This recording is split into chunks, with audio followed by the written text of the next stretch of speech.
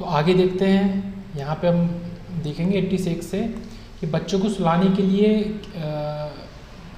गाया जाने वाला गीत, ओके, उसको लोरी कहते हैं। ठीक है, ये तो इजी है। लोरी के बारे में पूछा है कि बच्चों को सुलाने के लिए जो गीत गाया जाता है वो लोरी हो गया आपका। उसके अलावा जबकि सोहर बच्चे के जन्म के समय गाया जाता है। ये जो शब्द है सोहर, एक तरीके का गीत है जब बच्चा पैदा होता है तब आप खुशी में मतलब जो भी होता है कि गाया जाता है।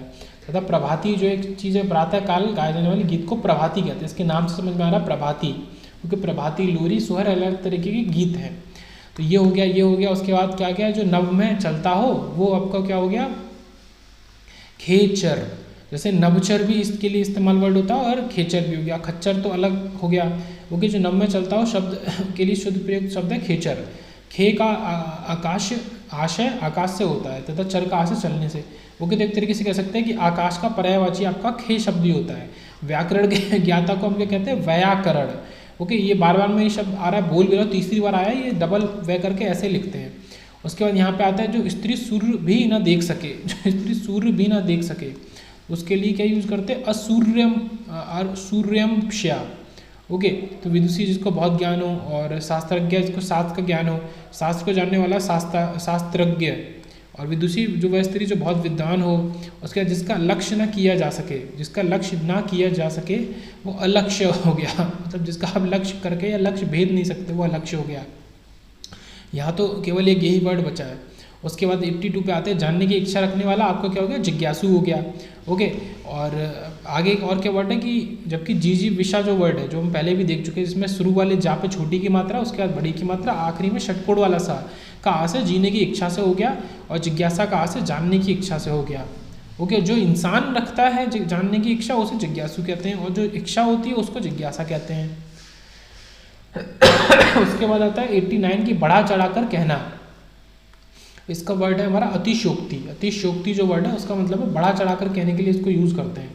ओके, उस अतिशोक्ति को यूज़ करते हैं। बाकी अतिशय, अत्यंत, अतिवादी ये सारे कोई वर्ड नहीं। फिर यहाँ का आता है कि यदि कोई वक्तव्य जिसका अर्थ सुनिश्चित ना हो, जिसका अर्थ आपको पहले से नहीं पता है, उसे कहलाता है, उसे क्या कहेंगे आप, अस्पष्ट। जिसका अर्थ स्पष्ट नहीं है या सुनिश्चित नहीं है या फिर स्पष्ट नहीं है तो अस्पष्ट हो गया। ओके, और 90 पे आते हैं, अपना उद्देश्य पूर्ण होने पर संतुष्ट होना। ऐसे व्यक्ति के लिए जो अपना उद्देश्य पूर्ण होने पर संतुष्ट हो जाए तो कृतार्थ कहते हैं। ओके, अपना उद्देश्य पूर्ण होने पर संतुष्ट, तो कृतार्थ। ओके, कृतज्ञ जो आपका उपकार को माने और कृतज्ञ जो आपके उपकार को ना माने। ओके, आभारी जो आप पे उपकार करे। तो ये सारे वर्ड हो गए। अब यहाँ पे आता है कि जो हमेशा प्रसन्न रहने वाला, उसके लिए चिर प्रसन्न शब्द का यूज करते हैं। प्रसन्न तो इसमें ही, और चिर मतलब लंबे काल के लिए बोलते हैं, अंतराल के लिए। तो आपका चिर प्रसन्न लंबे समय तक प्रसन्न रहे। तो यहाँ पे सारे वर्ड हो गए। उसके बाद 84 पे आते हैं कि जो दिए गए उपकारों को मानता हो, तो आपका अभी यही वर्ड आया था जी, कृतज्ञ। जो उपकारों को मानता हो, जो न मानता हो वो कृतज्ञ हो गया। ओके, अज्ञ वर्ड क्या हो गया, जो कम जानता हो। ओके, और जो आपका सब कुछ जानता हो वो सर्वज्ञ हो गया। उसके बाद इधर चलते हैं और आगे, तो यहाँ पे आता है कि नियम विरुद्ध असामाजिक कार्य करने वालों की सूची को हम क्या बोलेंगे, काली सूची बोलते हैं। ब्लैक लिस्ट जो जारी होती हैं, तो आपका जो नियम विरुद्ध काम करते कभी कभी उनके लिए, और असामाजिक कार्य करने वालों के लिए, अवैध कार्य करने वालों के लिए ब्लैक लिस्ट जारी होती है। उसके बाद आता है मोक्ष की इच्छा रखने वाला। ये शब्द भी पहले आ चुका है, ये क्या हो गया, मुमुक्षु। ओके, मोक्ष की इच्छा रखने वाला मुमुक्षु हो गया, और ये आपको 2010 में पूछा था। उसके बाद आता है कि 92, जिस पेड़ के पत्ते झड़ गए, उस पेड़ को हम क्या कहते हैं, जिसके पत्ते झड़ गए तो उसको हम कहते हैं अपर्णा। पर्ड जो शब्द है पर्ड, वो आपका पत्ते के लिए भी यूज हो जाता है, पर्ड। तो इसमें आ तो आएगा ही, पत्ते झड़ गए उससे अलग हो गए, तो ये नेगेटिव सेंस में मतलब इसका विलोम। तो आ तो आएगी, तो अपर्णा, ठीक है, पत्रहीन नहीं, प्रपर्ण नहीं, ठीक है, अपद नहीं, अपर्णा, जिसके पत्ते झड़ गए हो, जिस पेड़ के। उसके बाद और आगे चलते हैं। नेक्स्ट आता है आपका कि 99, रंगमंच के पर्दे के पीछे के स्थान को क्या कहते हैं। रंगमंच आपका जैसे स्टेज है, उसके बैक स्टेज के लिए पूछा जा रहा है कि पर्दे के पीछे के स्थान को, मतलब बैक स्टेज को हम क्या कहते हैं, तो नेपथ्य कहते हैं। This is very important word. Okay, तो रंगमंच के पर्दे के पीछे स्थान को नेपथ्य कहते हैं, ना कि पृष्ठभूमि, मंच प्रस्थ, गुहा मंच, ये कुछ नहीं, ठीक है, नेपथ्य। तो ये इंपॉर्टेंट वर्ड है, ये याद रखेंगे, नेपथ्य, मंच के पीछे के स्थान को, पर्दे के पीछे स्थान को। फिर आता है तैरने की इच्छा को क्या कहते हैं, तो जो तैरने की इच्छा रखे या तैरने की सिर्फ इच्छा, उस इंसान के बारे में नहीं पूछा जा रहा, केवल इच्छा के बारे में पूछा जा रहा है कि तैरने की इच्छा को हम तितीर्षा शब्द बोलते हैं। ओके, ये इंपॉर्टेंट, ये भी काफ़ी इंपॉर्टेंट वर्ड, तितीर्षा, नेपथ्य, बिल्कुल अलग अलग तरीके के वर्ड हैं। तो तैरने की इच्छा तितीर्षा। ओके, और आगे चलते हैं। यहाँ पे आता है जो हमेशा रहने वाला है, तो ये फिर से आ गया वही चीज़, शाश्वत, टाइम इज सीक्रेट, समय शाश्वत है, जो हमेशा रहता है शाश्वत। उसके बाद हवन में जलाने वाली लकड़ी के लिए हम क्या बोलते हैं, तो इसके लिए समिधा शब्द इस्तेमाल होता है। हवन सामग्री भी हवन में डालने वाली सामग्री होती है, बट यहाँ पे स्पेसिफिक वो लकड़ी की बात कर रहा है, तो लकड़ी के लिए समिधा। ओके, तो ये वाला भी इंपॉर्टेंट हो गया। तो समिधा हो गया, ना कि हवन सामग्री, ना कि वन कास्ट, शुष्क कास्ट, कुछ भी नहीं, ठीक है। समिधा हवन में डालने वाली लकड़ी के लिए। उसके बाद आता है 101 दिशाएं ही जिनका वस्त्र हो, जिनका वस्त्र दिशा ही है, दिशाएं ही हैं, तो उसके लिए हम क्या यूज करते हैं, दिगंबर शब्द, ठीक है। जिसका वस्त्र, अंबर, अंबर किसका पर्यायवाची है, वस्त्र का, और दिशा से दिगंबना, दिग, तो दिगंबर हो गया, दिशाएं ही जिसका वस्त्र, उसको दिगंबर कहते हैं। उसके बाद जिसका जन्म कन्या के गर्भ से हुआ हो, तो उसको हम क्या बोलेंगे, कानीन, कानीन शब्द उसका शब्द इसके लिए यूज होता है। जैसे ये क्या हो गया, कन्या पुत्र, ये तो बिल्कुल मतलब एकदम ही बोल दिया कि नहीं, तो डायरेक्ट मीनिंग नहीं होगा, कुछ और अलग हट के वर्ड होगा। अवैध पुत्र, ये भी नहीं, कुमारी, सुत नहीं, कानीन, तो ये एक सिंगल वर्ड है। उसके बाद खाद्य सामग्री, जो यात्रा के समय में रास्ते में उपभोग के लिए, ठीक है, जो खाना, जब हम यात्रा करते हैं तो हम कुछ अपने संग खाना लेके चलते हैं, तो उस खाद्य सामग्री को हम क्या बोलेंगे, पाथे, इसमें पथ आ गया। देखिए यात्रा आप क्या करेंगे, किसी पथ पे करेंगे, किसी रास्ते पे करेंगे, तो पाथे शब्द आ गया, तो इसमें पथ इन्वॉल्व रहेगा। तो स्वल्पाहार ये नहीं होगा, ठीक है, उपाहार नहीं होगा, पथ भी नहीं होगा, पाथे शब्द, जो खाद्य सामग्री जो यात्रा के समय रास्ते में उपभोग के लिए यूज करते हैं। उसके बाद आता है आधी रात का समय, आपका क्या हो गया, निशीत, ठीक है, आधी रात के समय को आप क्या कहते हैं, निशीत, ये भी इंपॉर्टेंट है। उसके बाद आता है जिसे बुलाया ना गया हो, जिसे बुलाया ही नहीं गया, अतिथि तो आपका मेहमान होता है, जिसे बुलाया जाता है, तो और रिश्तेदार तो एक अलग वर्ड हो गया, उसमें तो रिश्ता इन्वॉल्व हो गया। अभ्यागत भी नहीं, अनाहूत, तो अनाहूत शब्द है जिसको आपने बुलाया नहीं है फिर भी वो आ गया, तो अनाहूत शब्द जिसे बुलाया ना गया उसके लिए यूज होता है। उसके बाद पति युक्ता स्त्री, मतलब जिसका पति हो तो उसको सधवा हम कहते हैं, ठीक है, जिसका नहीं हो उसको विधवा कहते हैं। ऐसी जिस आदमी की मतलब पति की पत्नी नहीं है तो उसे विधुर। उसके बाद आता है, ठीक है, ये तो हो गया सद्भाव। उसके बाद आता है झगड़ा करने वाला मनुष्य। ओके, झगड़ा करने वाले मनुष्य के लिए एक शब्द में अगर बोला जाए तो उसे नारद, सॉरी झगड़ा लगाने वाला मनुष्य, तो झगड़ा लगाने वाले मनुष्य को नारद कहते हैं। जो नारद मुनि हैं उनका नाम भी कुछ इस हिसाब से पड़ा है कि इधर की उधर बात करके वो थोड़ा सा झगड़ा लगाने वाला सेंस, तो नारद इससे याद रखेंगे, झगड़ा लगाने वाला मनुष्य नारद। जैसे इसमें ऑप्शन में विभीषण, जयचंद, शकुनी, नहीं नारद। उसके बाद आ गया आपका 105 महल के भीतरी भाग को हम क्या कहते हैं, महल के भीतरी भाग को हम अंतःपुर कहते हैं। ओके, गर्भगृह नहीं, भीतरी तल नहीं, रनिवास नहीं, अंतःपुर महल के भीतरी भाग को कहते हैं। फिर इधर आते हैं नेक्स्ट 111 पे कि जिसके हृदय में ममता नहीं है, ओके नहीं है, तो वो आपका क्या हो गया, निर्मम, ठीक है। ममता शब्द से तो यहाँ पर रिलेटेड रहेगा, तो क्रूर, निर्दय, ये दया नहीं है, निर्दयी, क्रूर और मर्माहत ये शब्द नहीं होंगे, ठीक है। क्रूर और निर्दय तो बिल्कुल नहीं होंगे। अब ममता शब्द की बात हो रही है, ममता नहीं है तो ममता से रिलेटेड हो गया, तो आपका मर्माहत भी हो सकता है, निर्मम, तो निर्मम यहाँ पे सही शब्द है। ओके, उसके बाद आते हैं 106 पे जिसका इलाज ना हो सके। ओके, जिसका इलाज नहीं हो सकता तो वो असाध्य हो गया, ये वर्ड पहले भी आया है, तो ये साध्य जो शब्द है ये आपका इलाज से रिलेटेड है। असाध्य आपका जिसका इलाज नहीं हो सकता वो असाध्य, उसमें आ जुड़ गया। उसके बाद आता है कि तिलक लगाने में किस अन्न का प्रयोग हमारा होता है, तो अक्षत का प्रयोग होता है। चावल के दानों से तिलक लगाते हैं ना, अगर आपको मतलब याद हो तो फिर चावल के दाने इस्तेमाल होते, तो चावल के दाने का पर्यायवाची है आपका अक्षत, अक्षत। और यहाँ पे गेहूँ, जौ, उड़द ये तो लगाते नहीं है, तो अक्षत हमारा बचा हुआ चावल के दाने के लिए अक्षत। जिसे जीता ना जा सके तो वो आपका अजय हो गया, जिसे जीता नहीं जा सकता वो आपका अजय हो गया। और जबकि जिस पर विजय पाना कठिन हो, मतलब जीता तो जा सकता है पर विजय मुश्किल है पाना, तो वो दुर्जय हो गया, मतलब जिस पे जय पाई जा सकती है बट मुश्किल से। और आपका अजय, ये अज्ञेय शब्द है, वो अजय शब्द, इसमें जा है इसमें ज्ञा है, अज्ञेय शब्द अलग है, जिसके बारे में ज्ञात ना हो वो अज्ञेय। ओके, ज्ञेय मतलब जिसके बारे में ज्ञान हो और उसमें आ जुड़ गया, ये आ जुड़ गया तो वो अज्ञेय हो गया। उसके बाद आता है 113 कि जिसका जन्म छोटी जाति निचले वर्ण में हुआ हो, तो उसके लिए अंत्यज शब्द यूज होता है। ओके, अंत्यज, जिसका जन्म छोटी जाति में हुआ हो, ठीक है, अंत्यज शब्द हुआ है। 2013 में ये पूछा था। बट ये तो आप मतलब इस सब क्वेश्चन के संग आप बोलना चाह रहे हैं कि छोटी जाति बड़ी जाति, बट ऐसा नहीं होना चाहिए कुछ भी। बट फिर भी 2013 में पूछा था। तो जन्म छोटी जाति में हो, अंत्यज, ठीक है, अंत और यज को जोड़ के अंत यज। उसके बाद आ जाता है यहाँ पे शब्द और क्या है, जिस स्त्री का पति जीवित हो तो वो सद्भाई, ठीक है, काफ़ी बार पूछा जा चुका है। और इसी का अपोजिट विधवा। और इसमें क्या है, जबकि पति धर्म ही जिसका व्रत हो उसके लिए पतिव्रता, मतलब जिसका पति धर्म ही उसका व्रत है, मतलब उसका व्रत रखना ही पति धर्म है। और ब्याई गई स्त्री के लिए उपयुक्त शब्द विवाहिता हो गया, जो अभी जिसका मतलब मैरिज हुई है। उसके बाद 114 पे आते हैं, जो सब कुछ जानता हूँ, आपका क्या हो गया, सर्वज्ञ हो गया। उसके बाद 115 पे आते हैं, जिसे जानने की इच्छा है उसे हम क्या बोलेंगे, जिज्ञासु, जानने की इच्छा है। जीने की इच्छा जिजीविषु, ये शब्द भी पहले आ चुका। और जिगीषु किसके लिए, जबकि किसी पर विजय पाने की इच्छा रखने के लिए जिगीषु शब्द का इस्तेमाल होता है। ओके, ये जिगीषु शब्द, ठीक है, ये जीजीविषु देख लिया है कि अधिक समय तक जीते रहने या फिर मरने की इच्छा, जिसको ना हो, जीने की इच्छा हो, तो वो जीजीविषु हो गया। उसके बाद आते हैं 109 पे, जो छीड़ ना हो सके। छीड़ मतलब हल्का या फेड अवे ना हो सके, तो जो छीड़ ना हो सके के लिए शब्द है अक्षय, ठीक है, इससे रिलेटेड शब्द दिया, इसमें भी छा है, इसमें भी छा, अक्षय, जो छीड़ ना हो सके। और जबकि जिसे मिटाया ना जा सके उसके लिए शब्द क्या इस्तेमाल हो रहा है आपका, अमिट, ठीक है, मिट इसमें यहीं पे आ गया।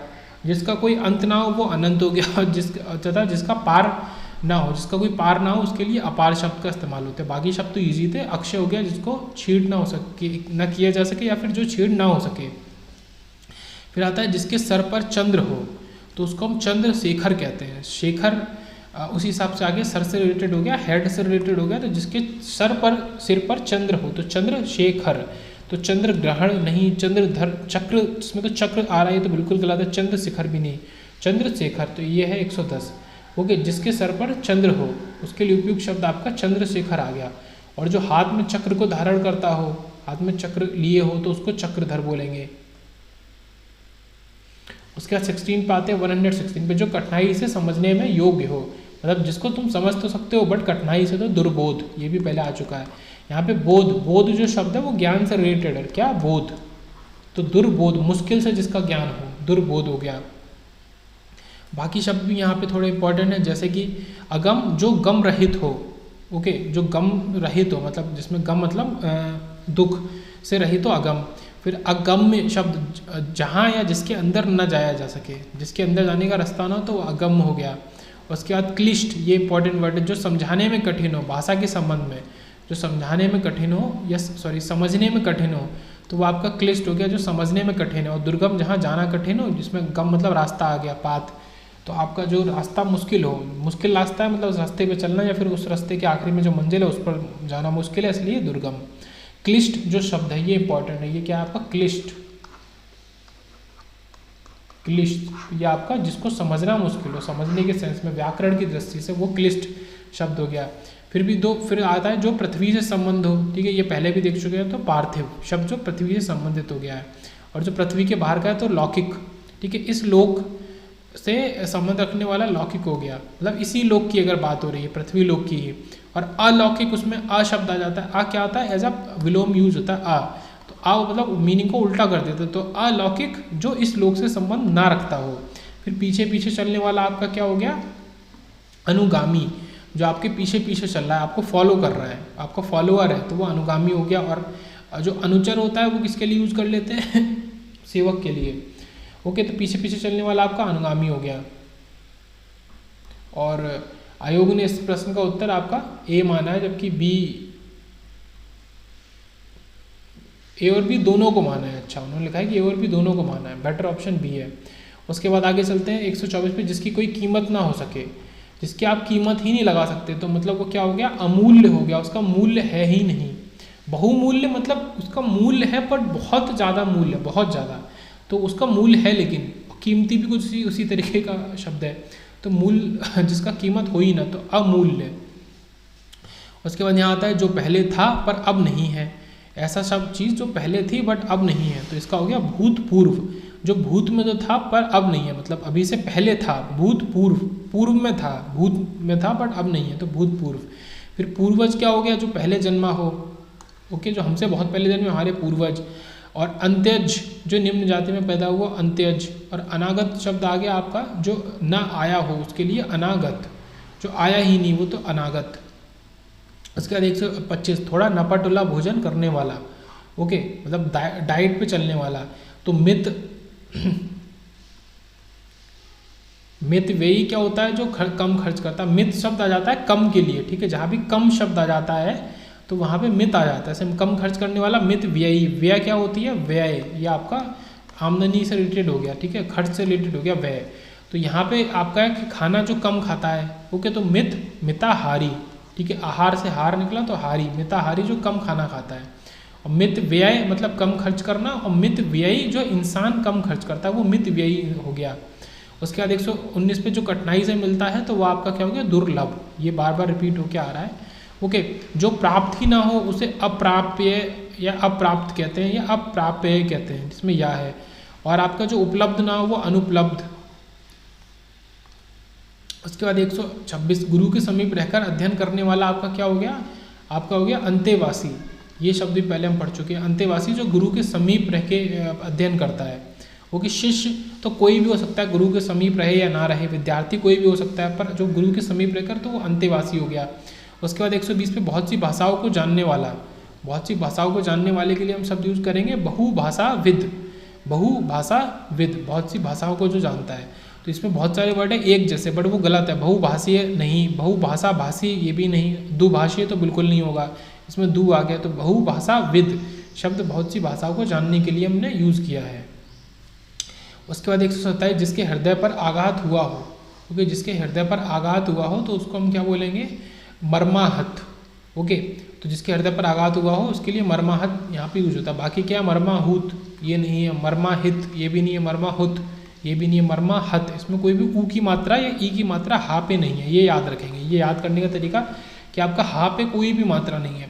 उसके बाद आता है कि कनिष्ठिका और मध्यमा के बीच की उंगली आपकी कौन सी होती है, तो उसको हम अनामिका कहते हैं, अनामिका, क्योंकि ये अलग अलग उंगलियों की बात हो रही है, मध्यम उंगली, कनिष्ठिका उंगली और अनामिका, उस दोनों के बीच की उंगली को अनामिका उंगली कहते हैं। नेक्स्ट देखते हैं 122, थोड़ा अलग तरीके का एमसीक्यू है ये। जिसके पेट में माँ ने रस्सी बांध दी है, जिसके पेट में रस्सी बांध दी या दाम दिए, वो शब्द के लिए बांधने को दाम भी बोला जाता है, दाम दिए, तो उसको दामोदर बोला गया है, ओके। बाकी दामाद, दामाद, इतर, दाम ये कोई वर्ड नहीं है, तो आपका दामोदर। जिसके पेट में माँ ने रस्सी बांध दी है या दाम दी है, बांधने को दाम, बांध को दाम भी बोलते हैं, ओके। फिर 128 पे आते हैं, जो अपने पद से हटाया गया हो, जिसको अपने पद से हटाया गया हो उस इंसान को हम क्या बोलेंगे, पदच्युत। तो ये वर्ड आपका पद, ये वर्ड आपको बोला जाएगा, ठीक है। और क्या है, पद भ्रष्ट ये नहीं, पदनागुत ये भी नहीं, पदनावत ये भी नहीं, ठीक है। तो ये कोई वर्ड नहीं, ये आपका डी हो जाएगा, जिसको अपने पद से हटाया गया है। उसके बाद आता है 129 कि जिसे किसी वस्तु की स्पृहा ना हो, ठीक है, ना हो, तो इसमें आ जाता है आपका निह। एक तो ना हो के लिए निह और स्पृहा, ठीक है, काफ़ी इजी है। स्पृहा ना हो, निह स्पृहा, ओके। यहाँ पे नोट क्या आयोग ने इस प्रश्न का उत्तर बी और सी, अर्थात निस्पृह और निस्पृशः, ठीक है। एक तो निहा इसमें विसर्ग आ गई, एक में बिना विसर्ग के, दोनों ही को माना है, बी और सी दोनों को।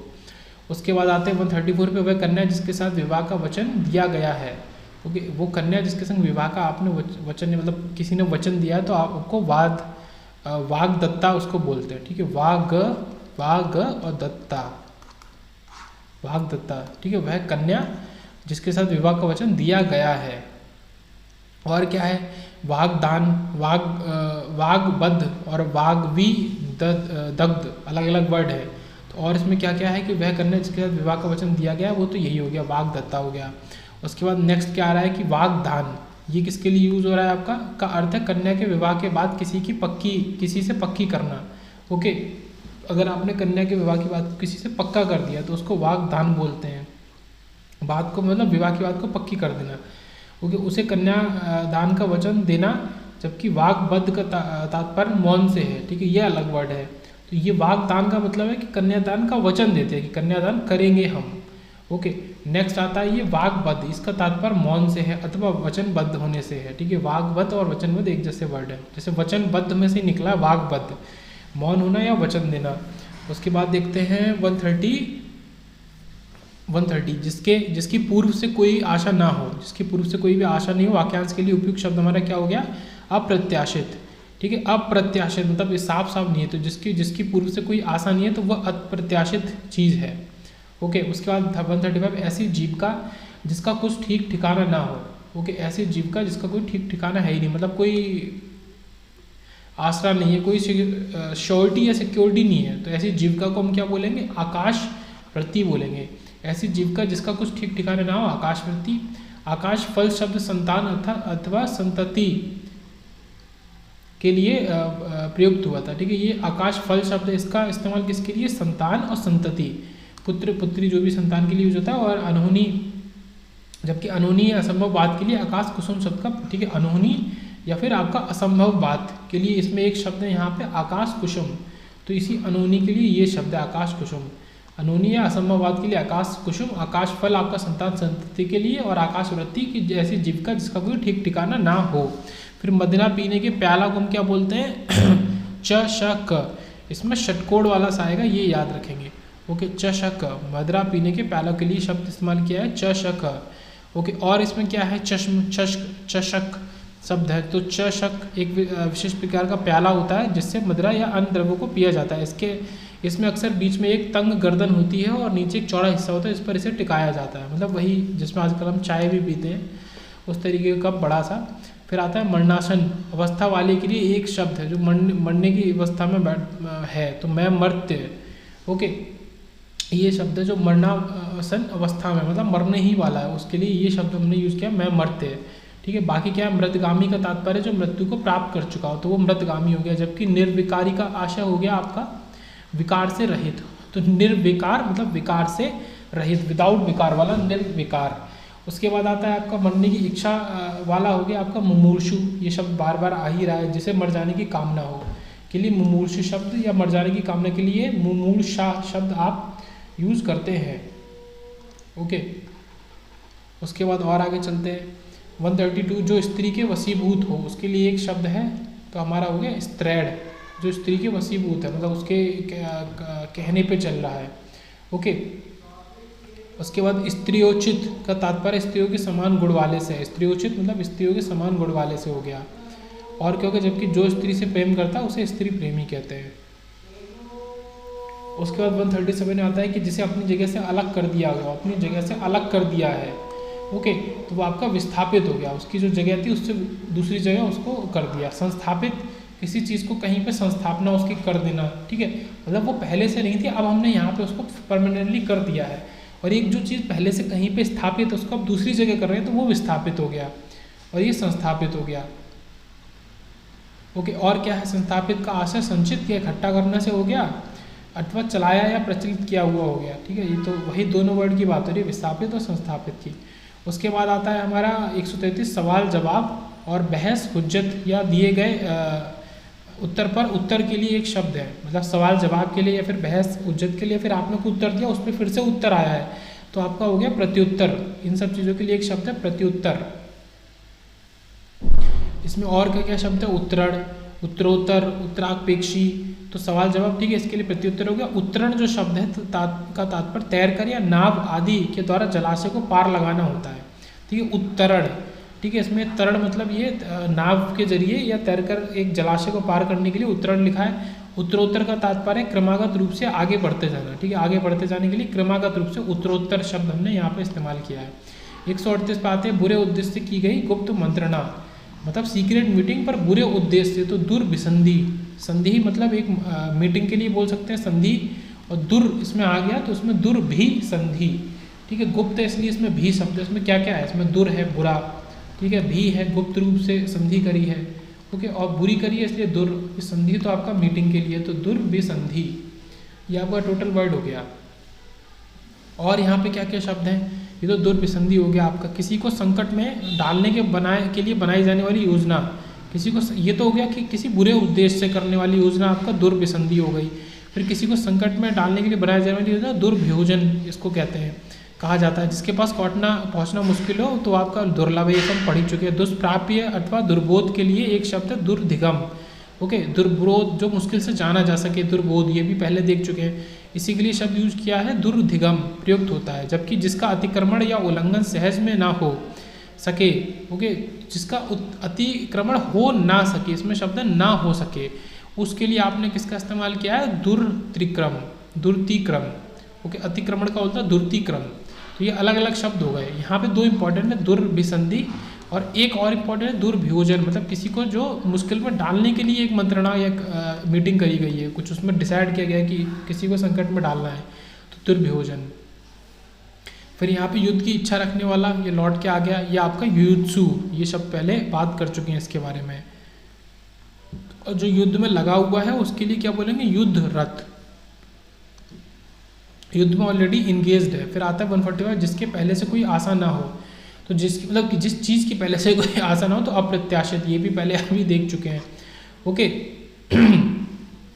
उसके बाद तैरने या पार होने का इच्छुक, तो ये आपने पहले ही देखा था, ये आपका तितिर्षु शब्द हो गया। तैरने का या पार करने का इच्छुक है तितिर्षु, ये शब्द भी हम देख चुके हैं। ठीक है, और यहाँ पे क्या है? ठीक है, ये तो हो गया। तैराक उसके लिए प्रयुक्त होता है जो खूब अच्छी तरह से तैरना जानता है, तो तैराक। और तारक का तात्पर्य आग की पुतली से है। ठीक है, ये इंपॉर्टेंट है। तारक शब्द है, ये इसका तात्पर्य आग की पुतली से है अथवा तारों से भरा हुआ से है।